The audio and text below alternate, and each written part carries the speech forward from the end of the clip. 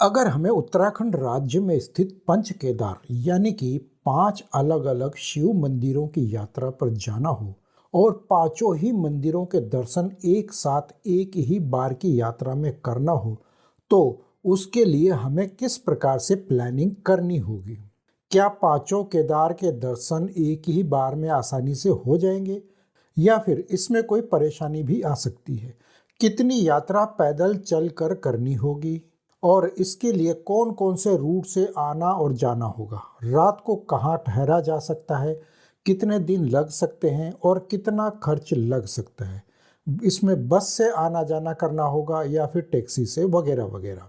तो पंच केदार की इस विश्व प्रसिद्ध और धार्मिक यात्रा पर जाने से पहले ध्यान रखना होगा कि देवभूमि उत्तराखंड एक पहाड़ी राज्य है और पंच केदार के पांचों मंदिर इस प्रदेश के जिस हिस्से में मौजूद है वो संपूर्ण क्षेत्र ऊंचे ऊंचे पहाड़ों वाला एक दुर्गम हिस्सा है।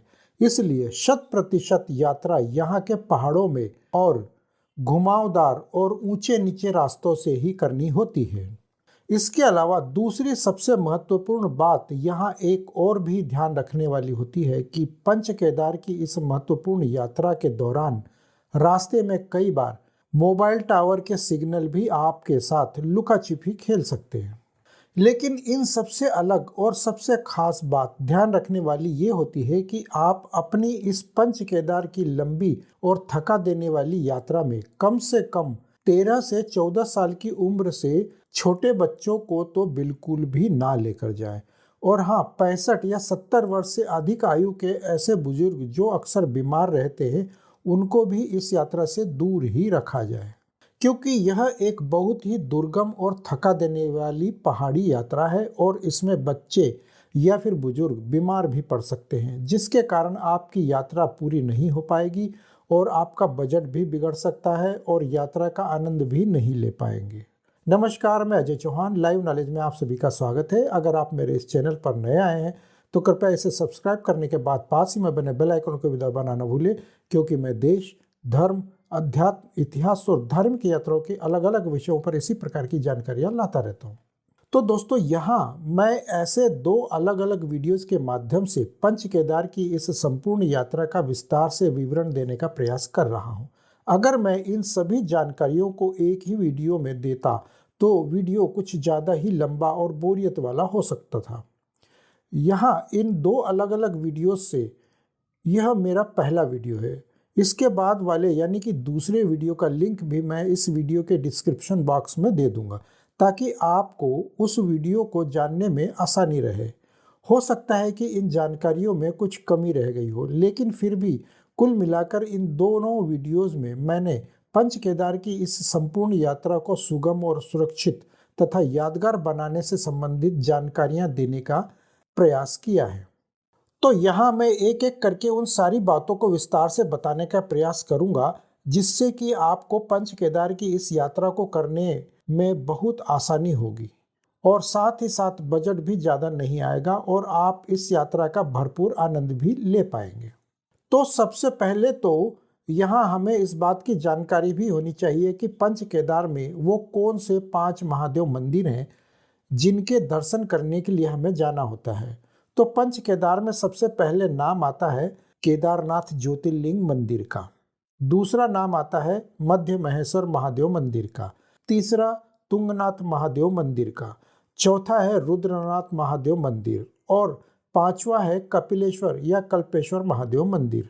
तो ये वो 5 मंदिर हैं जिनके दर्शन करने के लिए हमको इसी क्रम से जाना और इसी क्रम से अनुसार दर्शन भी करने हैं, यानी कि 1 से लेकर 5 तक एक एक करके दर्शन करेंगे और साथ ही साथ हम ये भी जानेंगे कि किस दिन आपको कहाँ जाना है और किस दिन रात को कहाँ ठहरना है। तो सबसे पहले तो ध्यान रखना है कि आप देश के किसी भी शहर या किसी भी राज्य के रहने वाले हैं। जब आप अपने शहर से इस यात्रा की शुरुआत करेंगे, उत्तराखंड राज्य के हरिद्वार या फिर देहरादून तक पहुंचना है। आगे की इस यात्रा के लिए यहाँ से हर प्रकार की ट्रांसपोर्टेशन की सुविधा मिल जाती है। फिर चाहे आप यहाँ से रोडवेज की बस में यात्रा करें, मिनी बस में करें, शेयरिंग जीप में या फिर टैक्सी में। इस यात्रा के लिए हम हरिद्वार से शुरुआत करते हैं। हरिद्वार पहुंचकर अगली सुबह जितना जल्दी हो सके अपनी आगे की इस यात्रा के लिए ट्रांसपोर्टेशन का बंदोबस्त कर लेना चाहिए। हरिद्वार का रेलवे स्टेशन और बस अड्डा दोनों ही एक साथ या आसपास में बने हुए हैं और यहीं पर आपको ढेरों ट्रैवल एजेंसियां और ट्रैवल एजेंट्स भी मिल जाएंगे।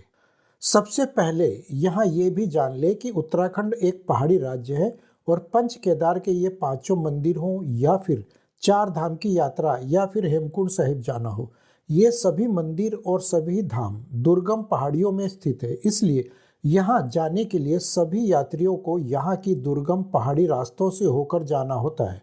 ऐसे में यहाँ इस बात का भी ध्यान रखें कि अगर इस यात्रा में आप तय समय से 1 या 2 दिन अतिरिक्त मानकर ही चले तो ज़्यादा सुविधाजनक होता है और साथ ही साथ आपका यात्रा बजट यानी कि खर्च भी अधिक लग सकता है।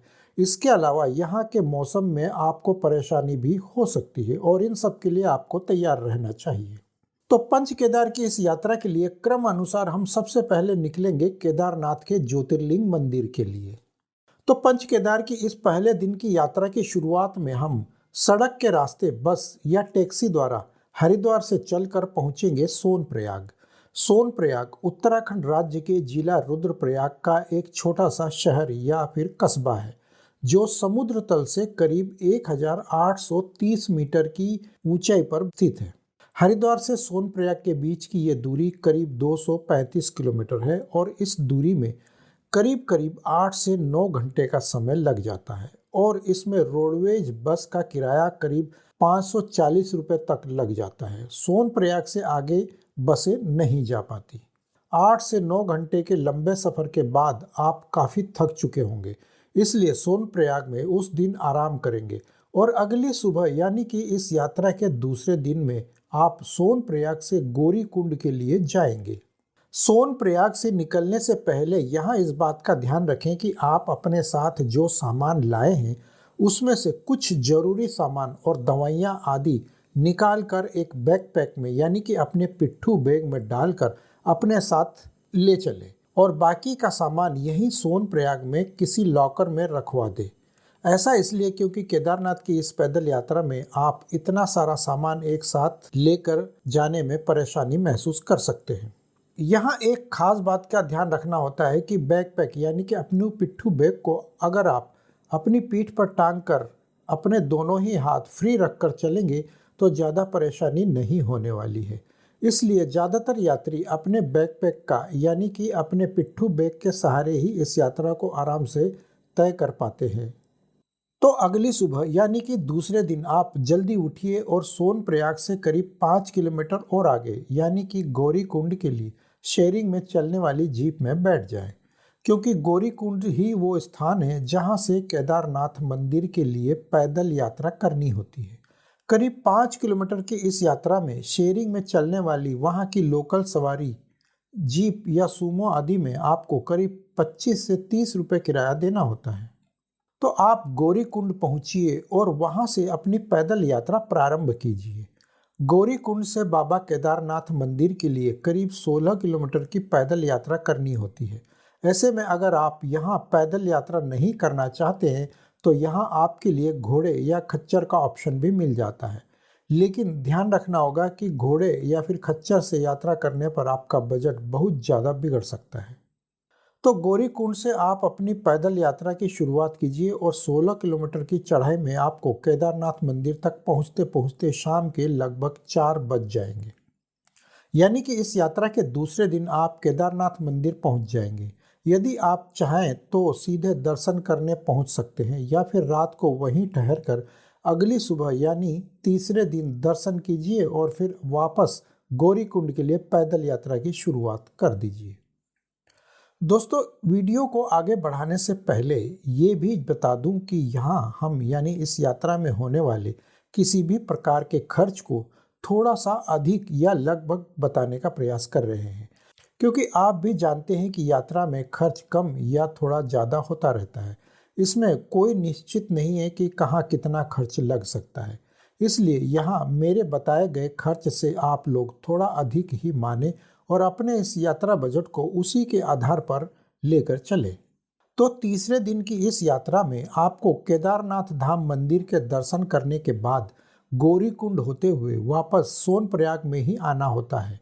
तीसरे दिन की इस यात्रा में आप लगभग 2 से 3 बजे तक आराम से सोनप्रयाग पहुंच जाएंगे और सोनप्रयाग से लॉकर में रखा अपना सामान उठाइए और निकलिए पंच केदार महादेव के दूसरे केदार के लिए, यानी कि मद महेश महादेव मंदिर के लिए। ध्यान रखें कि सोनप्रयाग के बस स्टैंड से मद महेश्वर जाने के लिए बस में बैठकर आपको करीब 45 किलोमीटर दूरी तय करनी होती है। तब आता है ऊखीमठ। ऊखीमठ में उतरने के बाद भी करीब 20 से 22 किलोमीटर की आगे की यात्रा के लिए रांसी गांव के लिए एक अलग रूट कट जाता है। बस के द्वारा जब आप सोनप्रयाग से ऊखीमठ पहुंचते हैं और यहां से रांसी के लिए करीब 20-22 किलोमीटर आगे की यात्रा के लिए रांसी गांव के लिए एक अलग रूट लेते हैं, तो उसके लिए आपको यहाँ ऊखीमठ से स्थानीय जीप या टैक्सी की शेयरिंग वाली सुविधा ही मिलेगी।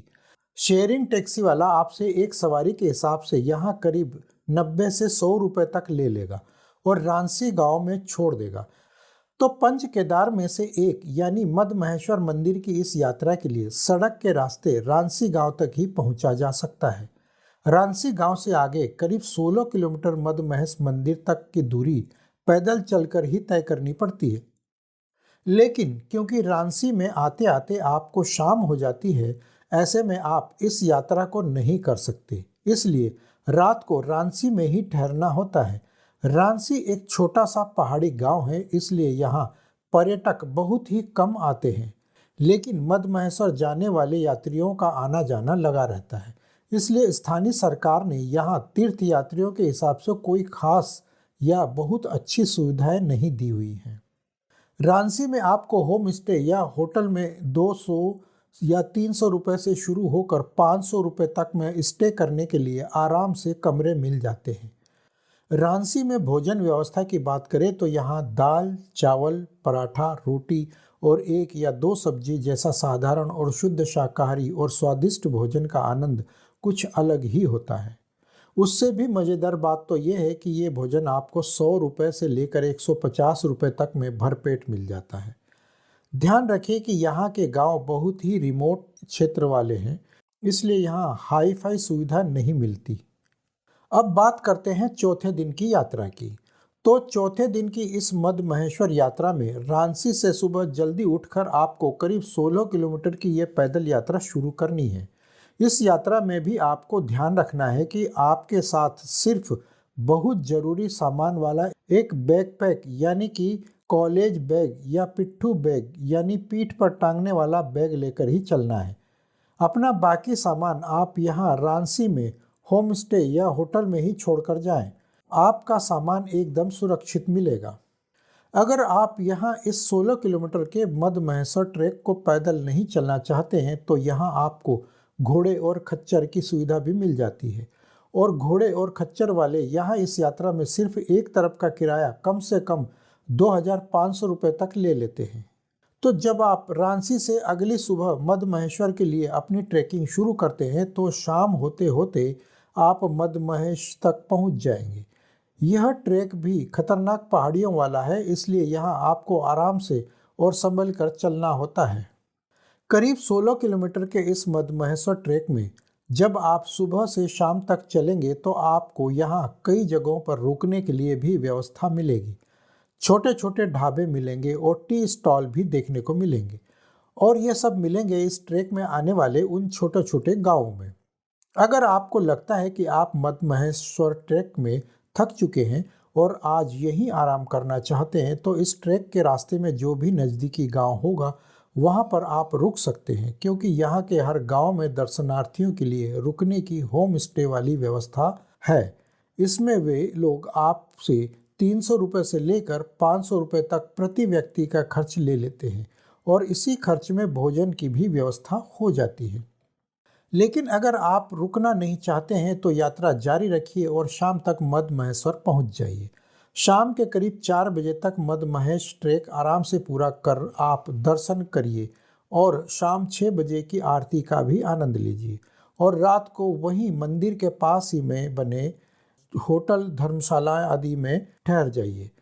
मध महस में भी आपको 10 से 15 छोटे छोटे होटल दिख जाएंगे। इसके अलावा अगर आपका मन वहाँ होम स्टे का है तो वहाँ भी आप स्टे कर सकते हैं। मध महेश्वर महादेव मंदिर उत्तराखंड के गढ़वाल क्षेत्र के रुद्रप्रयाग जिले में आता है, जो समुद्र तल से करीब 3417 मीटर की ऊंचाई पर स्थित है।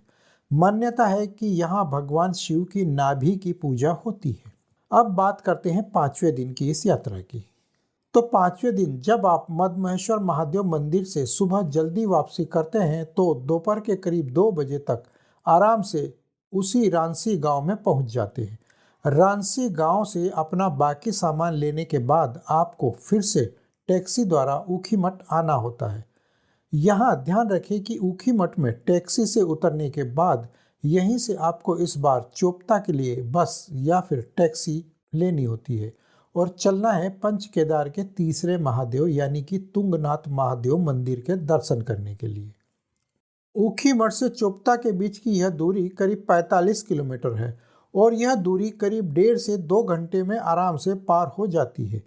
चोपता से ही आपको तुंगनाथ महादेव मंदिर के लिए ट्रेकिंग शुरू करनी होती है, लेकिन क्योंकि चोपता में आते आते शाम हो जाती है इसलिए रात को चोपता में ही आराम करना होता है। उत्तराखंड राज्य के चमोली जिले में स्थित चोपता समुद्र तल से करीब 2710 मीटर की ऊंचाई पर स्थित है। चोपता का प्राकृतिक सौंदर्य पर्यटकों को बहुत आकर्षित करता है, इसलिए यह उत्तराखंड का स्विट्जरलैंड कहा जाता है और यही कारण है कि यह एक प्रसिद्ध पर्यटन केंद्र बन चुका है, जिसके कारण यहाँ आपको अब कुछ अच्छे और ढेर सारे होटल देखने को मिल जाएंगे, जिनमें 400 रुपये से लेकर 1500 रुपये तक में बहुत अच्छे कमरे भी मिल जाते हैं।